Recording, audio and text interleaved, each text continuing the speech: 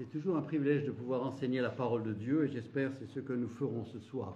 C'est pas tellement ce que les gens pensent, c'est ce que Dieu pense. Et ce que Dieu pense de tout son plan avec le peuple d'Israël. Vous savez,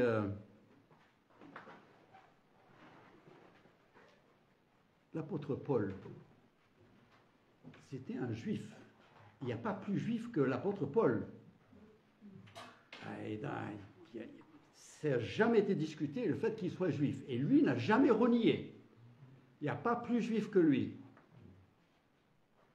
Et en même temps, il est l'apôtre des païens. Et c'est lui qui est en train de dire, c'est plus comme ça, c'est comme ceci. Et alors, et dans sa lettre aux Romains, alors il est en train de,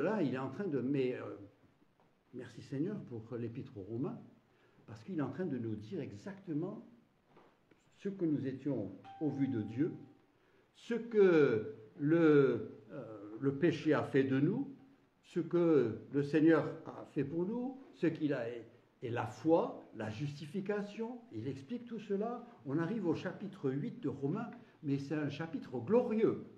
Plusieurs fois, je me suis dit, mais Steve, si jamais je me trouvais dans une situation, on me disait, tu as le droit à un chapitre de la Bible, lequel voudrais-tu? Et moi, je pense toujours Romains 8. Bon, je vous laisse, peut-être vous avez d'autres, vous avez des psaumes ou autre chose. Pour moi, c'est Romains 8. C'est un beau chapitre. Et l'apôtre Paul arrive à la fin de ce chapitre 8 et rien ne peut nous séparer de l'amour de Dieu. Et c'est la doxologie extraordinaire. On arrive à un sommet là, les hommes ne peuvent pas le dépasser. Et puis tout d'un coup, l'apôtre Paul dit, mais je suis juif. Et moi, qu'est-ce qui m'arrive?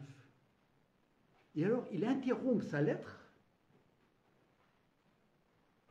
et il va traiter la question de « et les Juifs ».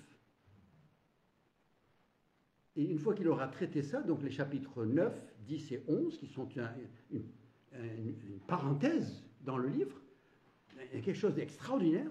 Et après, au chapitre 12, il reprend la suite du chapitre 8. Et il continue la vie du chrétien, la vie d'église, et puis il développe. Mais en plein milieu de cet épître-là, eh bien, il change de sujet complètement, pas vraiment, mais il se dit, mais moi, je suis où dans tout cela?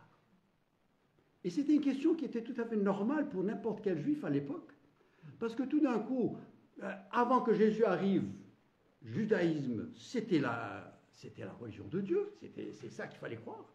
Et puis tout d'un coup, Jésus arrive, et puis après, il y a ces 12 messieurs-là qui, tout d'un coup, ils nous disent que c'est plus bon. Maintenant, c'est autre chose. Et peut-être certains d'entre vous, peut-être qui sont sortis du catholicisme, je dis, vous étiez convaincus que c'était la vérité, puis vous sortez de là, je dis, mais qu'est-ce que c'était? Où est-ce que je suis? Où est-ce que j'étais avant? Et puis surtout, quand on pense à nos ancêtres, on dit, et eux, où sont-ils? C'est-à-dire, l'apôtre Paul, il est là, il est en train de se dire, mais je suis juif ou je ne suis pas juif? Si, je suis juif. Et il le dira jusqu'à sa mort. Il dit, je suis juif. Et donc, et lui a pu traiter la question. Il a pu trouver sa position devant Dieu. Et nous croyons que, en fait, ces chapitres 9, 10 et 11 sont inspirés de Dieu. Donc, ce n'est pas seulement les pensées de l'apôtre Paul qui essaye de un peu se conforter dans la situation, mais c'est la pensée de Dieu. Et c'est ça qui nous intéresse. Bien sûr, il y a eu des problèmes avec l'Église à partir de l'apôtre Jean. Après la mort de l'apôtre Jean, après il a commencé à circuler toutes sortes de choses. Hein, et vous savez, on peut affirmer... Vous connaissez les 5 solas, et puis il y a le premier, c'est sola scriptura. Ah oui, la Bible. Oui, mais il l'affirme encore aujourd'hui. Toute la chrétienté affirme la Bible. Mais est-ce que ça suffit? Et donc, pendant l'Église primitive, en fait, depuis le premier siècle, jusqu'à le protestantisme, finalement, il y a toute cette période-là où on s'est convaincu que l'Église a pris la place d'Israël. Parce que, et après il y a eu toutes sortes de choses dites sur les Juifs, c'était ceux qui ont tué Dieu, hein, parce qu'ils avaient tué le Christ, alors on va les persécuter, il y aura des persécutions depuis très tôt dans l'histoire, jusqu'à récemment. Et pendant des siècles, eh bien, on va se dire, eh bien, l'Église a remplacé Israël, mais après on va essayer de forcer la chose pour essayer de faire passer tout ce qui était dit pour Israël, de le faire passer sur l'Église. Et on va faire du forcing, il y aura de l'allégorie, il y aura un peu de toutes sortes de choses, et des différentes choses. Et ce cher monsieur Augustin, ben lui, il ne va pas aider les choses. Hein, avec son intelligence, il va encore brouiller les choses, et puis ça, il va embrouiller pour après. Hein, mais alors, cette idée-là, eh bien, on va l'appeler la théologie du remplacement. Ça, c'est si vous lisez les livres protestants. Si vous lisez les livres catholiques, c'est la théologie de la substitution. Dites-moi la différence. Et donc, mais très tôt, ça va aussi s'appeler dans les anciens ouvrages, les premiers ouvrages, ça va même s'appeler le supersessionnisme. Vous savez, session, ça veut dire séparation. C'est-à-dire, il y a un qui termine et c'est autre chose qui commence. Et c'était cette idée-là qui est restée. Et l'erreur qui a été commise, c'était qu'on écoutait plus les pères de l'Église plutôt que la parole de Dieu. Parce que la parole de Dieu n'a pas changé. Et si on lit les passages que nous allons lire ce soir, on se dit, mais comment est-ce qu'ils sont arrivés à cette conclusion-là? Mais le problème, c'est que, et c'est toujours ça, quand on commence à écouter les pères, et ne critiquons pas trop les gens de Rome, tout ça, parce que nous, les évangéliques, sommes en train de le faire maintenant. Hein, on a des grands orateurs qui, eux, ce qu'ils disent, c'est parole de Dieu. Et il y a des gens qui lisent leurs bouquins, plus qu'ils ne lisent la Bible, et puis alors tout le monde, je ne dirais pas comme des moutons, mais presque, on est en train de suivre des idées. Et donc, ce que je voudrais, c'est qu'on revienne à la parole de Dieu. Et donc, avec ce qui était beau avec les réformateurs, c'est qu'ils ont voulu un retour à la parole de Dieu. Et c'était une bonne chose, même s'ils ne sont pas retournés autant qu'on aurait voulu. Mais le désir, c'était de retourner à la parole de Dieu, donner l'importance à la parole de Dieu. Et quand ils ont commencé à lire leur Bible, eh bien, ils se sont dit, mais après tout, peut-être qu'il y a une place pour Israël. Peut-être que Dieu ne les hait pas comme nous les haïssons. Et donc, il y a eu une transition entre un passage de l'antisémitisme à l'anti-judaïsme. C'est-à-dire qu'on n'est pas contre le peuple, la race, mais c'est la religion judaïque qui est le problème. Jean Calvin, bien sûr, lui, à son époque, il a commencé à penser, il a dit non, mais les Juifs, oui, on les aime. Et puis il y a eu ce qu'on a appelé même du philo-judaïsme, où on commençait à aimer les Juifs. Et puis, on a fait des progrès depuis. Hein. Maintenant, dans nos exils évangéliques, on fête la fête pascale. On vient, on fait comme la sortie de l'Égypte. On est tellement pris dans l'amour du Juif. Je ne critique pas, mais je dis, voilà, le progrès qui a été fait. Mais Calvin, il se posait la question, il dit, mais maintenant qu'on commence à les aimer, pourquoi il n'y en a pas plus qui se convertissent? Bon, lui, il a trouvé une sortie, peut-être qu'ils n'étaient pas prédestinés. Bon, après, c'est son problème. Mais vous savez, je dis ça en passant, à Sultan, ça gratuit, c'est qu'il y a plus d'élus là où l'évangile est prêché. C'est étonnant, hein? Donc, prêchons l'évangile, et puis on verra. Mais la question ce soir, c'est finalement, qu'en est-il d'Israël depuis l'apparition de l'Église? Les deux ne peuvent pas être Alors, est-ce que c'est une question de choix de l'un ou de l'autre? Que devons-nous faire? Et quelle est la place d'Israël aujourd'hui? Et quelle est sa place à l'avenir? Qu'est-ce qu'il y a pour elle à l'avenir? On va prendre le temps de lire l'Écriture. C'est Romains, hein, si vous avez votre Bible, j'espère que vous l'avez, parce que moi je préfère laisser parler la Bible. Et on va lire ces 3 chapitres. Je ne vais pas aller dans le détail, parce qu'on n'aura pas le temps, et puis peut-être parce que je ne suis pas capable. Mais il y a un argument. L'apôtre Paul est là, et c'est tout à fait l'esprit du reste de l'épître. Il est en train d'argumenter, de donner ses preuves. Et il donne chaque fois des versets de l'Ancien Testament, des Nouveaux. Il a des raisonnements. Et c'est exactement ce qu'il va faire. C'est le même comportement, un comportement d'un avocat qui défend une cause. Et c'est ce qu'il va faire, mais avec ce sujet-là. Il commence au chapitre 9, et il dit je dis la vérité en Christ. Je ne mens point. Ma conscience m'en rend témoignage par le Saint-Esprit. J'éprouve une grande tristesse et j'ai dans le cœur un chagrin continuel. Il dit, mais Israël, hein, je prêche Christ et je prêche... Mais Israël, qu'est-ce que j'en fais? Il dit, je comprends leurs problèmes, s'il en était un, il comprenait leurs problèmes, il sait de quoi il a été tiré. Et il dit même, je serai prêt à... C'est-à-dire, c'est les émotions, l'amour extrême. Il dit, je serais prêt à mourir pour eux. Si je savais que ma mort pouvait leur donner la vie, je serais prêt à mourir. Bon, Moïse avait fait un peu la même chose. Hein. Il a dit, oh, écoute, efface-moi et puis garde-les. Et Dieu dit, c'est gentil, mais non merci. Pourquoi? Parce que tu es pécheur, tu ne peux pas. Il n'y a qu'un seul qui peut mourir pour que les autres soient sauvés, c'est Jésus-Christ qui était sans péché. C'était une préparation spéciale et la seule possible.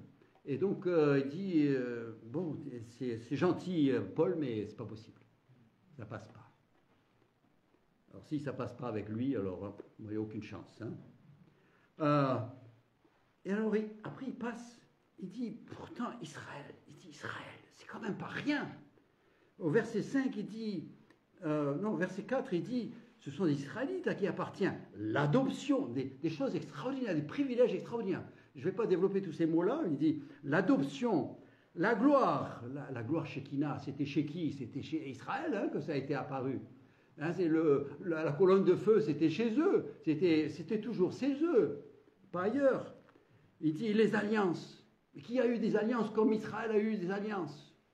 Il dit la loi, qui a eu, quel pays du monde a eu les lois comme Dieu a donné à Israël? Et le culte, c'est ce système d'adoration, d'adorer Dieu. Et il dit, et les promesses, les promesses extraordinaires. Et les patriarches, oh là! Les patriarches duquel est issu le Christ, selon la chair. Il parle de Christ, l'homme. Et il ajoute, et au-dessus de toute chose, Dieu bénit éternellement Jésus-Christ, sa divinité. Il dit, voilà tout ce qui sort d'Israël, voilà ce que Israël a eu, tout ce qu'Israël a apporté. Il a dit, on ne peut pas oublier ça.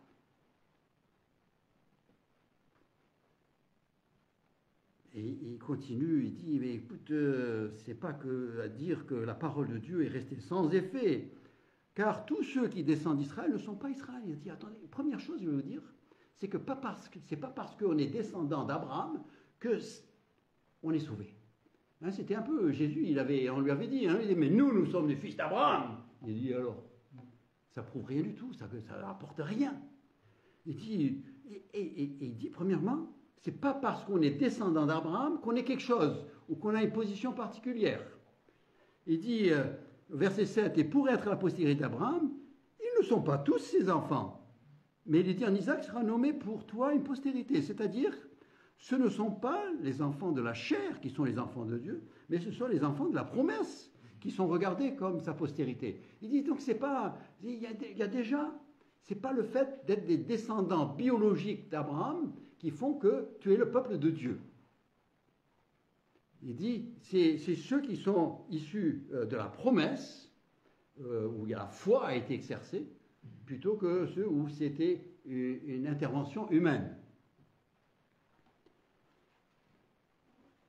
Et il dit, et voilà comment Dieu a fait le choix, comment Dieu il a choisi qui il voulait, et est en mesure de le faire. Et il a dit à Abraham, il a dit, je reviendrai à cette même époque et Sarah aura un fils. Voilà, c'est comme ça. Il a dit, et Abraham, vous vous souvenez, Abraham, il a dit, mais bon, Ismaël, il est déjà là, il a 15 ans, écoute, prends-le, il est là, il est beau garçon. Dieu dit, non, moi, c'est de Sarah. Eh bien, Dieu a dit, c'est comme ça. Et nous ne soyons pas fâchés. Disons, merci Seigneur qu'il y en a un. Parce que l'un n'est pas meilleur que l'autre, en fait. Mais Dieu a choisi Isaac. Et après, il y a des gens qui trébuchent sur les versets suivants là. Il dit, car quoique les enfants ne fussent pas encore nés, et n'eussent ni fait ni bien, verset 10, de plus il en fut ainsi de Rebecca, qui conçut du seul Isaac, son père, car quoique les enfants ne fussent pas encore nés, et qu'ils eussent fait ni bien ni mal, afin que le dessein d'élection de Dieu subsistât, sans dépendre des œuvres, car seule la volonté de celui qui appelle. Et il fut dit à Rebecca, l'aîné sera assujetti au plus jeune. Dieu a dit cela à l'avance, avant leur naissance, c'est vrai. Il leur a dit, l'aîné sera assujetti au plus jeune. Mais la réalité, c'est que ça ne s'est pas passé pendant leur vie.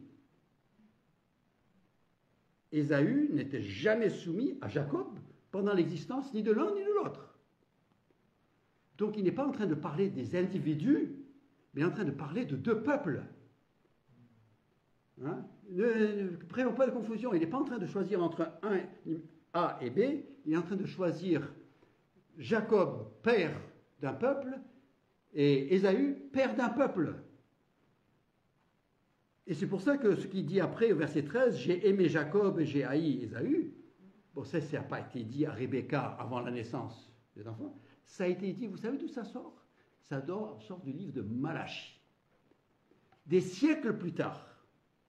Et lorsque vous lisez ce qu'il dit dans Malachie, chapitre 1, verset 2, eh bien, il n'est pas en train de parler de deux garçons, il est en train de parler de deux peuples. Et il suffit de lire l'histoire des descendants d'Ésaü, c'est Édom. Et si vous lisez dans toute l'histoire d'Israël le comportement d'Édom par rapport à Israël, eh bien vous dites, ils n'étaient pas gentils. Et ça, c'est gentil. Ils étaient dominés par Israël. Et alors, chaque fois qu'ils voyaient Israël qui prenait une raclée d'un pays étranger, eux, ils étaient là pour applaudir. Ouais, continue, continue.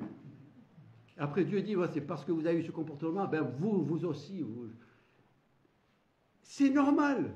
Il dit, mais il n'y a rien de plus naturel que Dieu préfère l'un à l'autre. À cause du comportement historique, c'est issu de l'histoire que Dieu préfère Jacob à Ésaü. Ésaü, depuis qu'on entend parler de lui, il ne veut pas de Dieu, il veut ni son droit d'aînesse, il ne veut rien savoir. Alors qu'il a reçu dans la maison tout ce que Jacob a reçu. Donc, ne tirons pas des conclusions qui ne sont pas là. Il est en train de dire, l'apôtre Paul est en train de dire, écoutez, Dieu fait des choix. Et Ésaü et Jacob sont des descendants d'Abraham. Mais l'un, il n'y a rien, et l'autre, il y a tout. Il dit donc, c'est comme ça, Dieu fonctionne comme ça depuis le début. Il y a plein d'enfants qui... Allez chercher, on le lira tout à l'heure dans Apocalypse chapitre 7, où il parle des 12 tribus, les 144 000.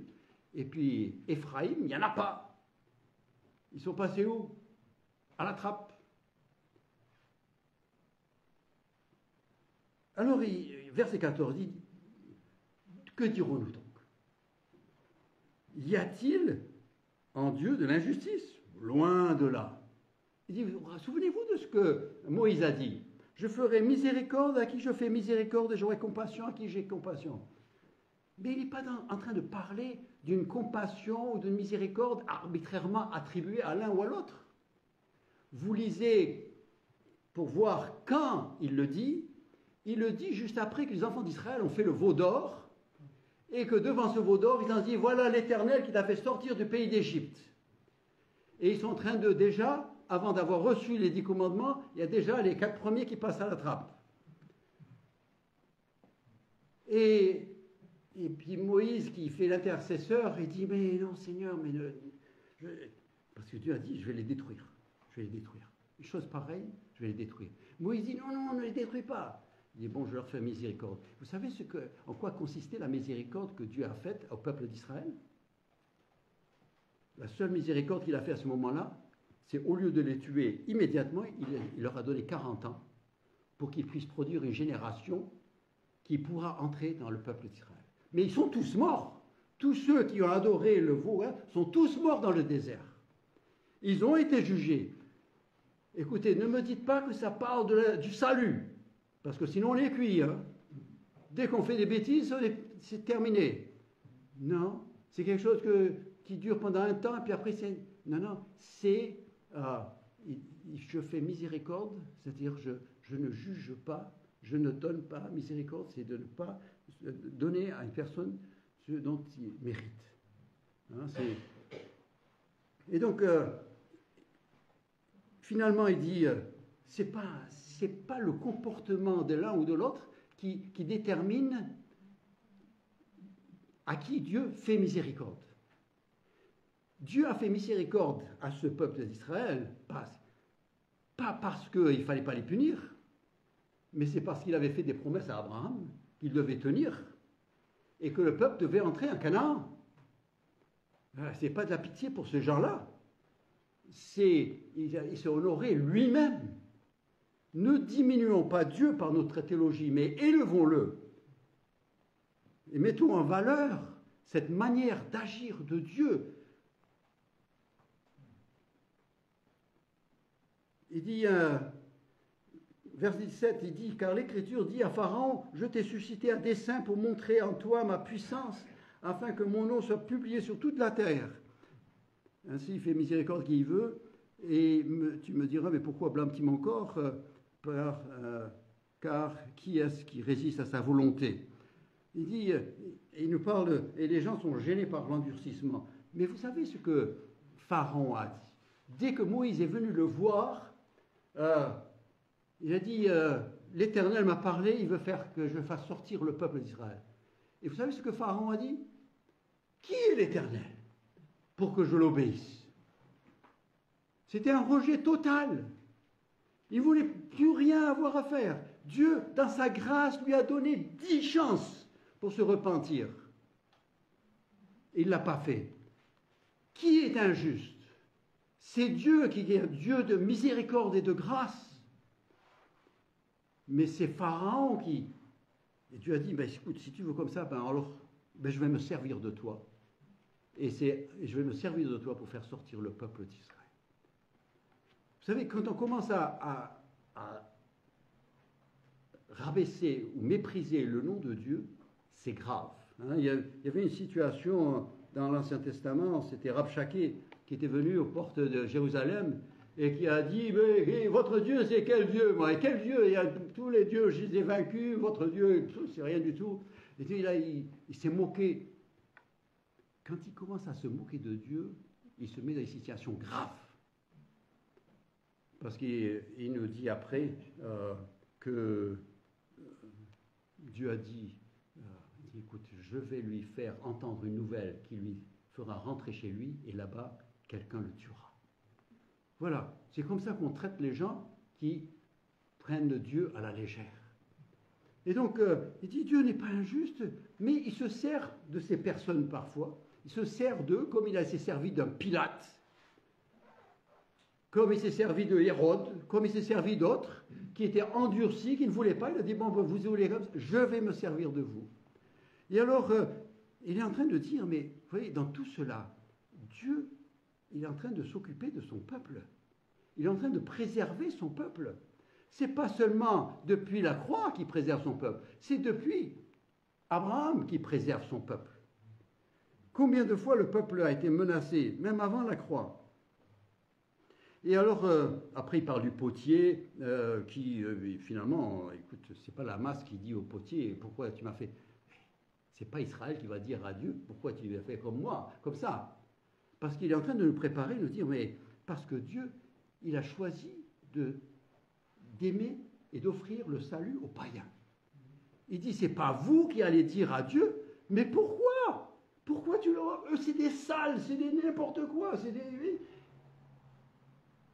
Nous, on est ton peuple. Eux, il dit, la masse ne dira pas au potier, pourquoi est-ce que tu fais cela?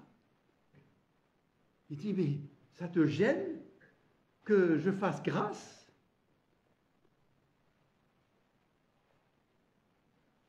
Et alors,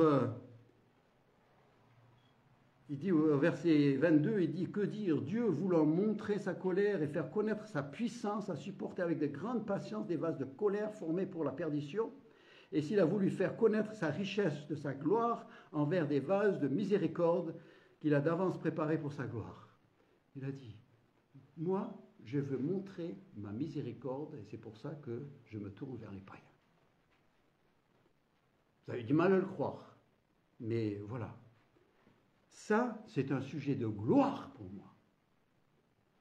Et puis moi, je dis heureusement, parce que moi, je suis issu de parmi les païens, n'est-ce pas? Et alors, il dit, et puis en plus, Dieu en avait déjà parlé. C'est pas un accident, c'est pas tout d'un coup, il s'est dit, wow, ça a mal tourné là pour Jésus, qu'est-ce que je vais faire? Ben écoute, je veux plus d'eux, et puis on va prendre une autre masse, et puis on va travailler de l'argile et on va faire autre chose, on va faire quelque chose qu'on appelle l'Église. Pas du tout.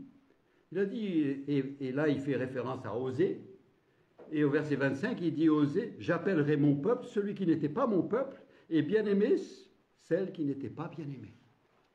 Il dit, c'est déjà prévu, c'était déjà annoncé, ça vous dérange que ça arrive? L'apôtre Paul dit, mais oui, mais c'était prévu, ça devait venir. Et puis après, il y a les versets, je continue, je saute quelques versets là, parce qu'il cite Ésaïe, et puis il dit, si le Seigneur n'était pas intervenu, nous serions comme Sodome et Gomorrhe. Et que dirons-nous donc, verset 30, que dirons-nous donc, les païens ou les nations qui ne cherchaient pas la justice ont obtenu la justice qui vient de la foi. Voilà pourquoi j'ai reçu les païens.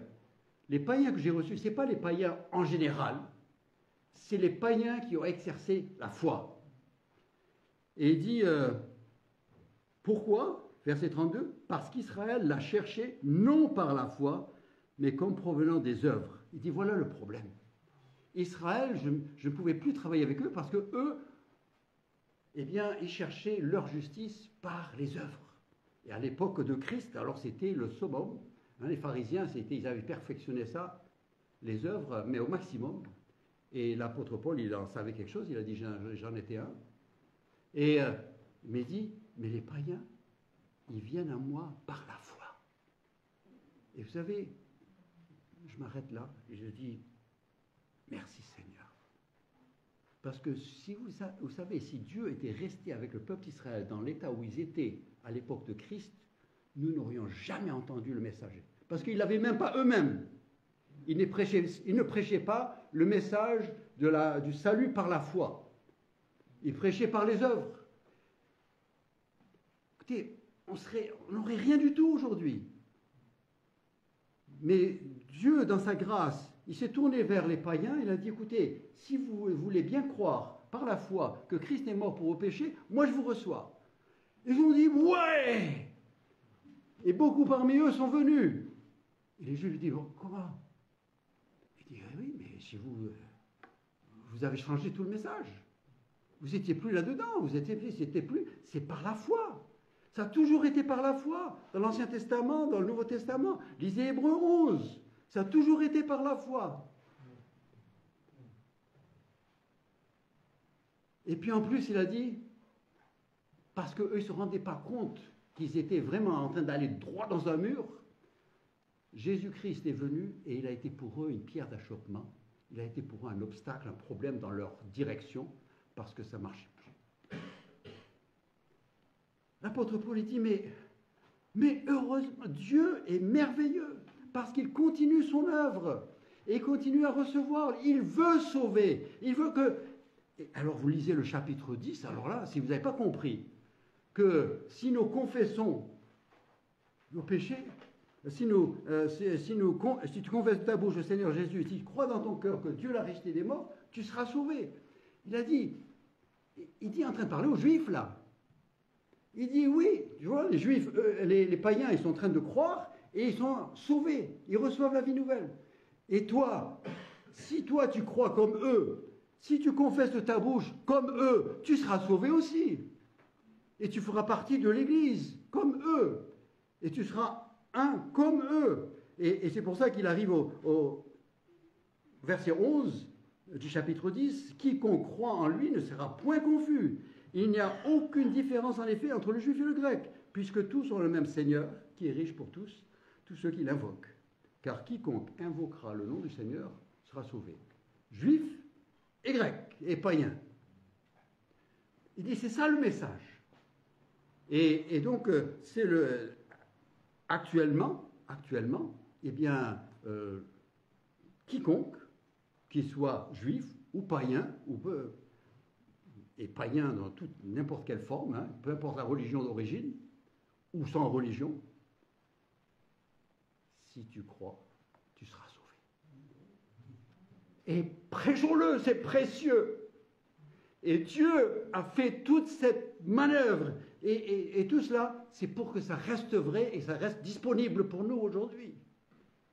Il n'a pas inventé un système qui élimine du monde, il a inventé un système qui inclut plus de monde.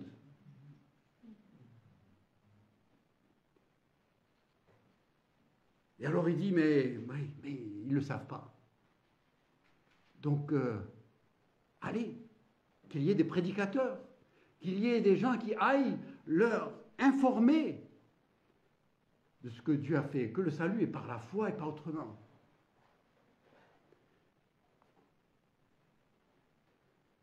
Et verset 19, donc du chapitre 10, dit « Israël n'a-t-il pas su ?» Moïse le premier a dit « J'exciterai leur jalousie par ce qui n'est point une nation, et je provoquerai votre colère par une nation sans intelligence. » Et puis après, il cite Ésaïe, Paul cite Ésaïe, il dit, voyez, écoutez, si Dieu n'avait pas l'intention de vouloir retrouver Israël, il ne serait pas en train d'essayer de provoquer la jalousie d'Israël. Il se sert de moyens pour dire, mais bon, nous on perd tout et eux ils gagnent tout. Ça ne va pas, nous on veut revenir et il veut les faire revenir. Donc c'est ça, Dieu n'a pas terminé. Et en fait, il est en train de se servir de nous pour les ramener à lui. Parce qu'il n'a pas fini avec eux. Et entre-temps, nous jouissons de quelque chose d'extraordinaire. Il y a l'Église, avec des promesses éternelles et une relation extraordinaire avec Dieu. Chapitre 11. Il dit, alors, Dieu a-t-il rejeté son peuple? Loin de là, n'y pense pas. Ne te pose même pas la question. A-t-il rejeté son peuple? Absolument pas. En fait, il le cherche. Il le cherche. Il a essayé, il a envoyé en Babylone pendant 70 ans. Il est revenu, pas tout à fait ça. On l'a fait, Dieu a essayé tous les moyens. Vous savez, les dispensations de la Bible, c'est tous des moyens différents que Dieu a utilisés pour ramener le maximum de gens vers lui. C'est tout. Dieu veut qu'aucun périsse, mais que tous viennent à la repentance. Et surtout qu'on ne dise pas de lui, parce que c'est grave, de dire de lui qu'il est en train de... Il y a du monde qui ne veut pas. Parce que Dieu, il dit, prend ça personnellement. Il dit, tu me représentes mal. Et tu m'attribues des choses qui ne sont pas vraies. Vous parlez en mal de moi. Il dit, moi, depuis toujours, vous lisez votre Bible depuis Genèse, où Dieu dit, Adam, où es-tu? Jusqu'à la fin de l'Apocalypse, il veut recevoir. Il veut recevoir. Écoutez, ça devrait nous rassurer, n'est-ce pas? S'il a tellement envie de nous, il a plus envie de nous que nous avons envie de lui.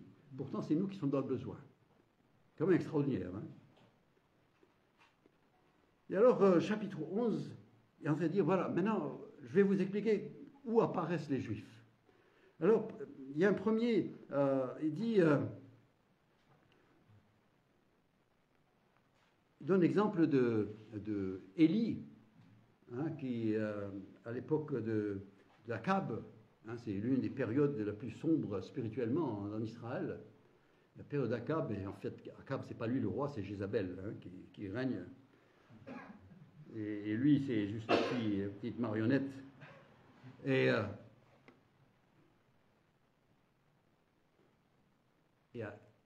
Élie se dit, mais il n'y a plus personne. Et vous savez ce que Dieu dit? Il dit non, il y a un reste. Il y a 7000 hommes. Il y a un reste. Et l'apôtre Paul est en train de dire, vous savez, la question de reste, c'est pas nouveau. Ça existe depuis longtemps. Et il dit un reste, le concept d'un reste. C'est là. Et il dit, en fait, au verset 6, donc, il dit, si c'est par grâce, ce n'est plus par les œuvres. Autrement, la grâce n'est plus une grâce. Si c'est par les œuvres, ce n'est plus une grâce. Autrement, l'œuvre n'est plus une œuvre. Verset 7. Quoi donc? Ce qu'Israël cherche, il ne l'a pas obtenu. Mais l'élection l'a obtenu. L'élection, là, c'est le même groupe qui est appelé au verset 5 un reste. L'élection, c'est pas dans le genre, c'est une masse de personnes. En fait, ce sont tous les Juifs qui se sont tournés à Christ pendant la période de l'Église. Jésus, ils ont leur identité. Ils ne perdent jamais leur identité. Et il dit, il y a un reste. Il y a un reste qui est là dans l'Église. Ils sont en train ils sont issus d'Israël, ils sont là pour que j'ai de quoi faire après aussi. Et eux, ils restent dans l'Église. Et le message reste là. Et ils font partie de l'Église.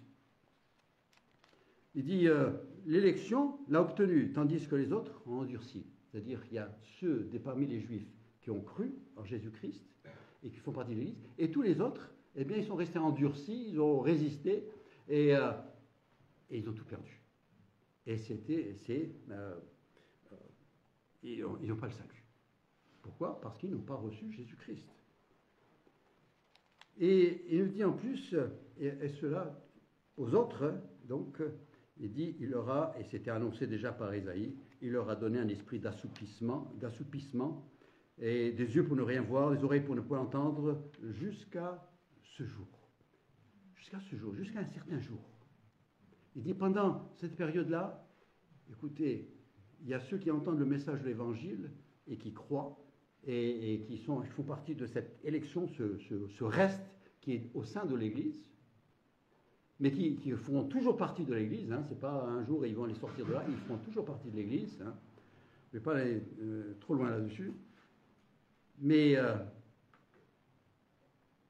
j'arrive au verset 11 du chapitre 11, il dit, je dis donc, est-ce pour broncher, pour tomber qui sont bronchés?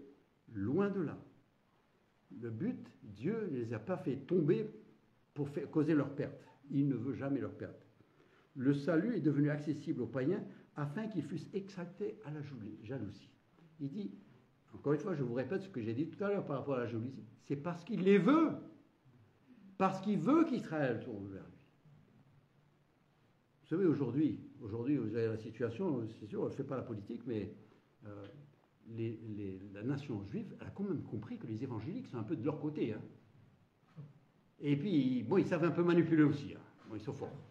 Bon, je ne dirai pas plus. Mais ils entendent parler de ces gens qui croient que le salut est par la foi. Ils ne peuvent pas nier leur existence. Ils sont obligés de penser à eux. Puis ces gens, ils sont toujours là devant eux. Tu connais Jésus, hein, Yeshua, tu l'as reçu. Ils sont là en train de toujours devant et dire, mais on voudrait les oublier, mais on n'arrive pas. Et Dieu dit, vas-y, continuez. Hein, Didier, il va en parler samedi. Il dit, allez-y, parce que je veux provoquer. Je veux qu'ils viennent. Je les aime autant que j'ai toujours aimé. Et alors, il dit ici, quand il dit au verset 12, si leur chute a été la richesse du peuple, leur amoindrissement, la richesse des païens, combien plus en sera-t-il quand ils se convertiront? C'est pas au conditionnel. Il dit, il y a un jour, ils se convertiront. Tu peux compter dessus. Il dit, si tu crois que c'est merveilleux d'être chrétien maintenant, attends qu'eux se convertissent, tu verras ce que c'est. Je ne sais pas ce que ce sera. Mais l'apôtre Paul, il a vu des choses qu'on n'a pas vues. Hein. Je ne sais pas si ça a un rapport avec ça, mais en tous les cas, pour lui, il est excité. Alors je m'excite avec lui. Hein. C'est comme votre petit chien, là. Vous êtes là, lui aussi, il ne sait pas ce qui se passe, mais il agite la queue. Écoute, moi je vais faire ça pareil avec lui. Hein. Il dit, verset 15, si leur rejet a été la réconciliation du monde, que sera leur réintégration? Il parle d'une réelle réintégration. C'est pas, ils sont là et ils ne sont pas perdus. Et après, il parle de cette image de la souche d'arbre et puis des branches naturelles qui sont coupées. Et puis, à leur place, il prend des branches sauvages, hein, c'est les païens qui sont... Et vous savez, ce que je vois de beau dans ces passages, c'est que les branches qu'il coupe, les branches naturelles qu'il coupe, il ne les jette pas. Il va les mettre dans un bocal d'eau et les garde pour un peu plus tard. Parce qu'il a l'intention de les remettre.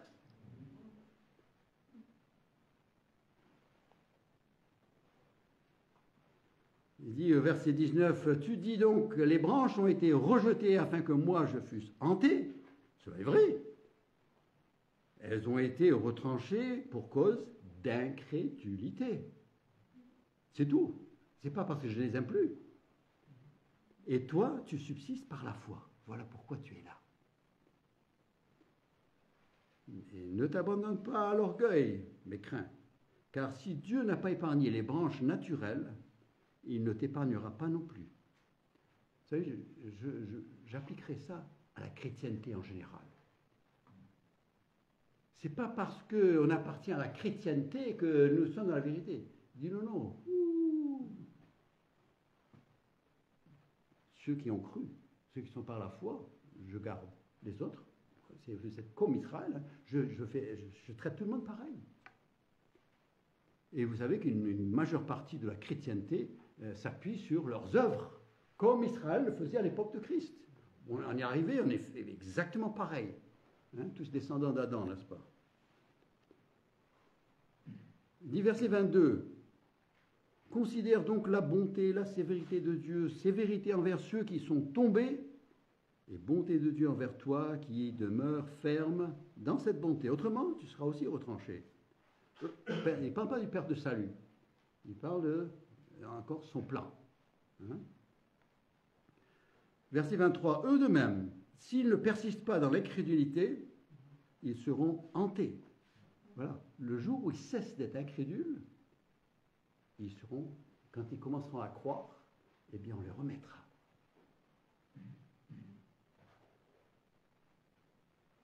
Il y a des versets que je voudrais lire. Vous avez compris que je ne suis pas mes notes. Hein. Mais regardez, il y a un verset extraordinaire dans 2 Corinthiens chapitre 3.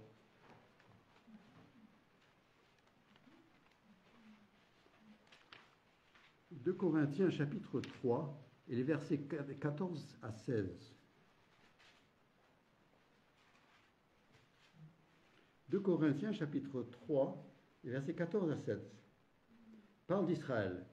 Mais ils sont devenus durs d'entendement, car jusqu'à ce jour, le même voile, donc celui dont parlait Ésaïe déjà, demeure quand ils le font dans la lecture de l'Ancien Testament, et il ne se lève pas parce que c'est en Christ qu'il disparaît. Donc le voile ne se lève pas parce que c'est en Christ qu'il va disparaître. Jusqu'à ce jour, quand on lit Moïse, un voile est jeté sur leur cœur. Mais lorsque les cœurs se convertiront au Seigneur, le voile sera ôté. Tant qu'ils demeurent dans cette attitude d'incrédulité et de rébellion, le voile, il est là. Ça fait partie, c'est pour ça qu'ils ont osé dire de Christ, ils ont dit que son sang retombe sur nous et sur nos têtes et sur nos enfants. Ils étaient arrivés à ce point de pouvoir dire des choses pareilles. Et le voile est là. Et Paul, il dit, mais quelle grâce Dieu m'a fait que j'ai pu voir. Et que d'autres ont pu voir. Mais il dit, le voile qu'ils ont, il sera ôté. Le voile n'est pas un voile permanent. Dieu dit, j'ai un projet, j'ai un plan. Je travaille, j'ai un travail que je veux faire, et c'est... qu'est-ce que je perds et il dit, lorsque... je vois que c'est Matthieu...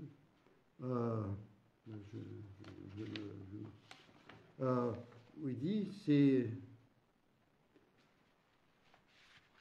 Il dira, c'est quand le... Je voulais la référence là maintenant.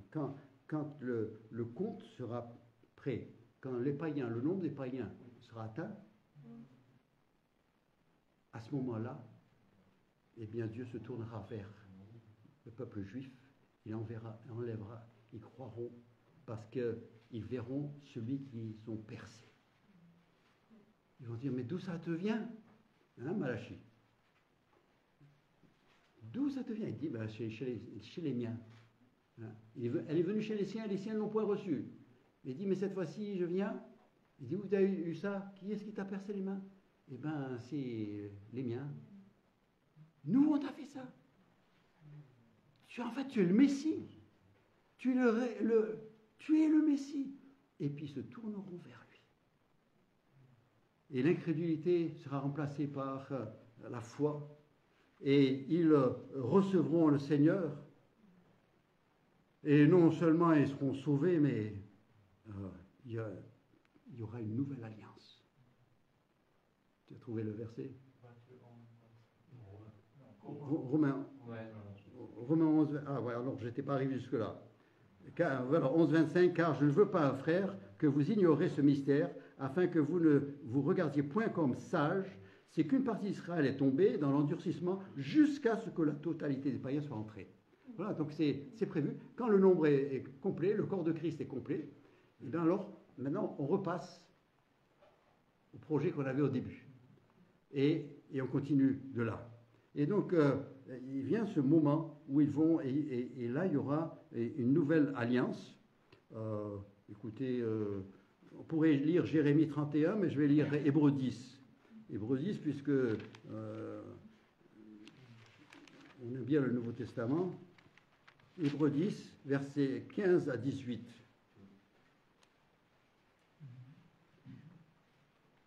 Il dit, c'est ce que le Saint-Esprit nous atteste aussi, car après avoir dit, voici l'alliance que je ferai avec eux après ces jours-là, dit le Seigneur, je mettrai mes lois dans leur cœur et je les écrirai dans leur esprit, il ajoute, et je ne me souviendrai plus de leurs péchés ni de leurs iniquités, car là où il y a le pardon des péchés, il n'y a plus d'offrande pour le péché. Il dit, voilà, je reprends une nouvelle alliance. On recommence avec quelque chose de nouveau, avec ce peuple. Et alors, bien sûr, vous lisez Apocalypse chapitre 7, et vous voyez, et il dit, il y a 144 000, 12 000, Et puis, c'est la liste des tribus. Il ne les a pas perdues, il les connaît. Et il les envoie comme des témoins dans le monde. Maintenant, c'est eux qui vont témoigner aux païens, qui ne font pas partie de l'Église, qui sont de l'époque d'après. Mais ce qui est extraordinaire, c'est le résultat qu'ils vont avoir. Dans Apocalypse chapitre 7, et je lis à partir du verset 9.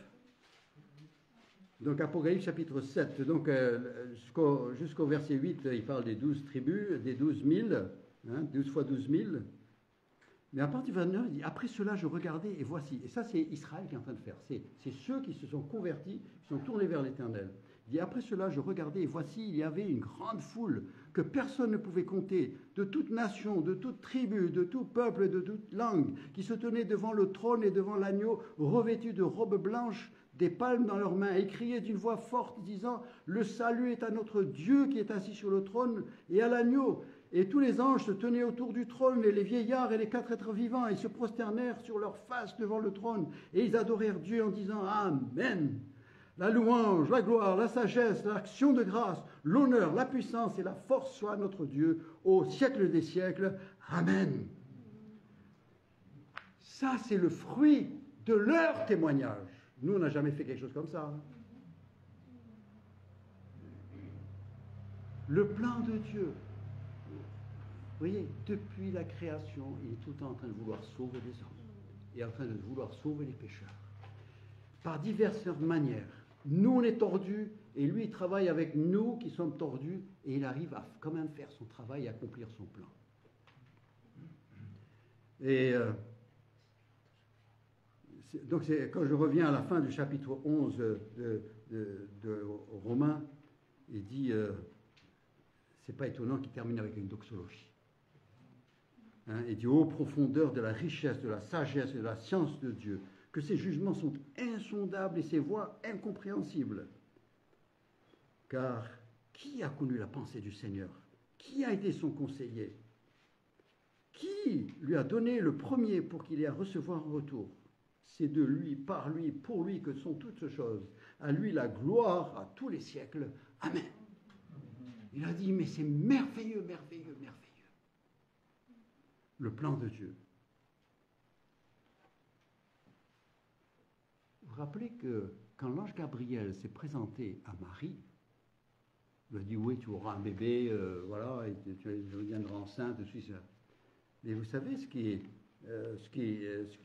a dit aussi. Voilà.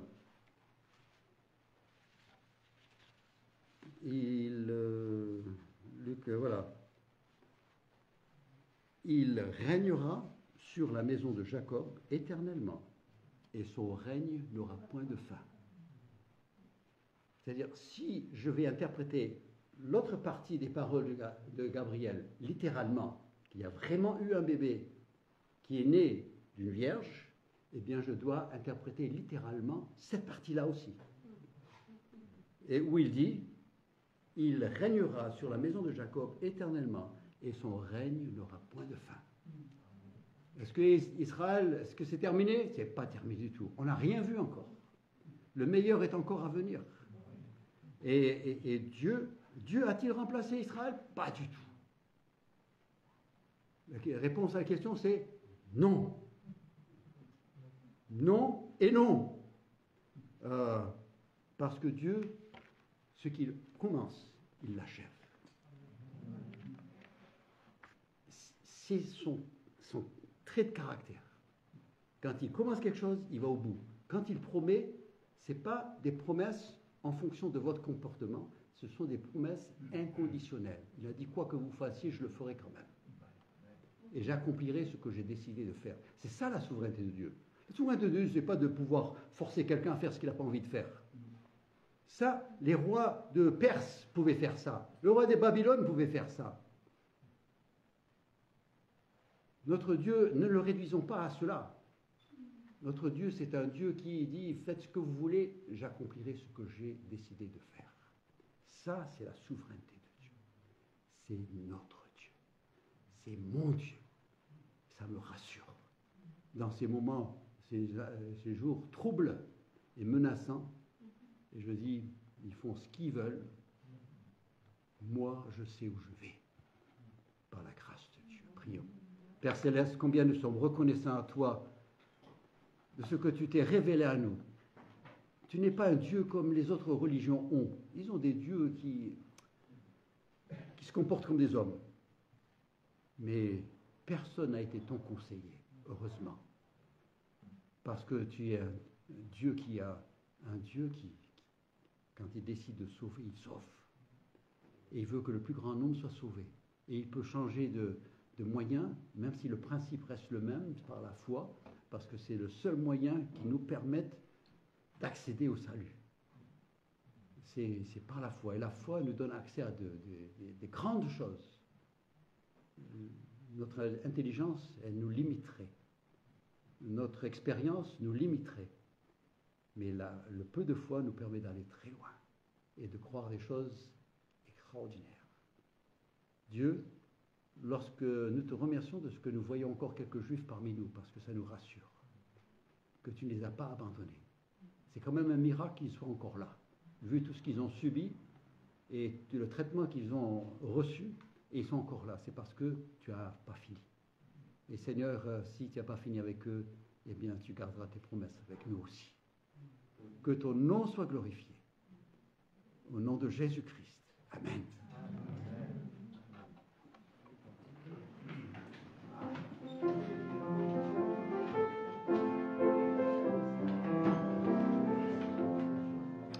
Entends-tu le chant joyeux? Jésus sauve aujourd'hui.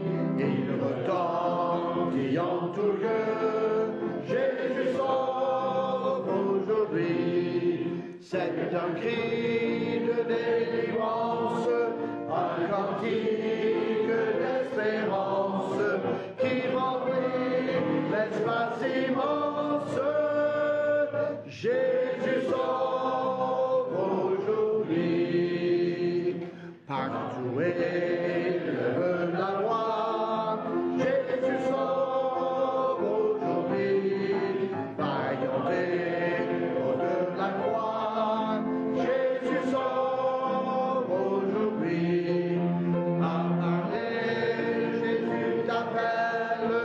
Réponds à la nouvelle. Encore une plus belle. Jésus sauve aujourd'hui. Répétons, pécheurs contrits. Jésus sauve aujourd'hui.